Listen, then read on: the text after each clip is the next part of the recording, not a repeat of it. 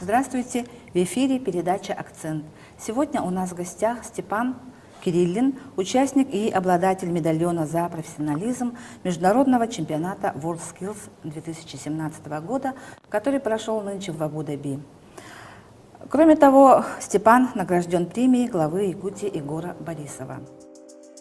Степан Кириллин – уроженец села Красный Ручей Хангаласского улуса, студент 4-го курса экономико-технологического колледжа Санкт-Петербургского государственного торгово-экономического университета, победитель регионального национального финала соревнований профессионального мастерства «Молодые профессионалы», обладатель медальона за профессионализм международного чемпионата WorldSkills в компетенции «Кондитерское дело».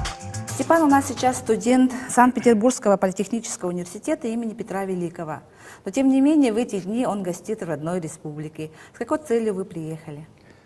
Я приехал с целью, чтобы всем показать, ребятам и школьникам и студентам, что даже без высшего образования можно достичь каких-то успехов. Ну, то есть вы будете проводить мастер-класс, у вас будут встречи со школьниками, да? Да. Вчера уже прошли встречи, как они проходят, о чем спрашивают школьники, молодые люди? В эти дни я был еще в Нижнем Бастиахе, там встречался со школьниками и со студентами также. И вчера тоже со школьниками и со студентами, только уже в Якутии, Якутске точнее. И там они спрашивают, как ты выбрал свою профессию, твои фирменные блюда. Они вот такие вопросы задают в основном. Ну, в общем, детям интересно знать о профессии кондитера и повара, да? Да. Ну, Степан, поскольку ты все-таки не в первый раз принимаешь участие в соревнованиях WorldSkills, расскажи, пожалуйста, о международном этапе соревнований. Международный этап соревнований WorldSkills в этом году прошел в Объединенных Арабских Эмиратах в городе Абу-Даби. И, конечно же, это все-таки мировой конкурс, из-за этого отличие от национальных чемпионатов, даже региональных, можно сказать, отличается. Да, большое отличие, конечно, во-первых, это мировой все-таки, и на более расширенное. И с организацией тоже уже лучше будет. Ну, напомним, что Россия нынче, команда России заняла? В общем, за счетным баллом первое место. Если в тот раз заняла последнее место, то в этот раз уже видно скачок, можно сказать.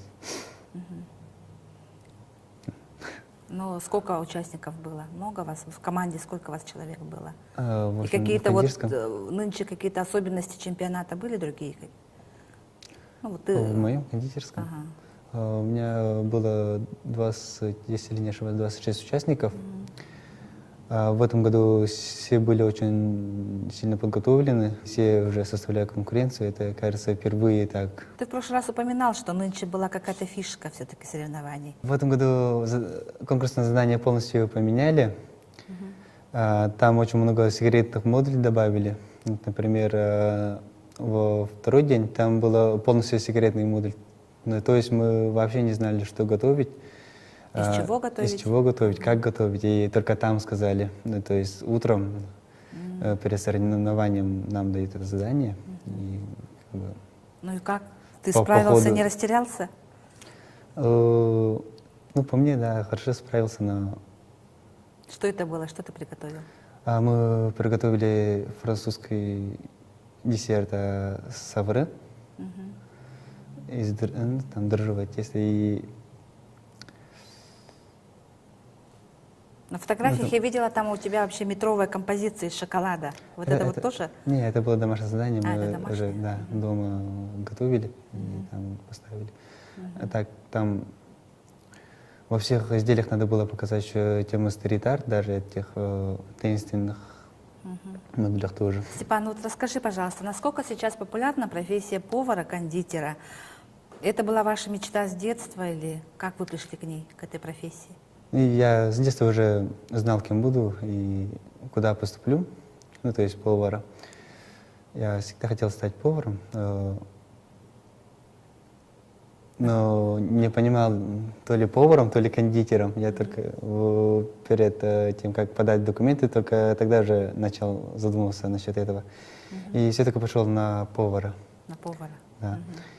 И потом, уже когда поступил, опять начал задумываться, можно ли как-нибудь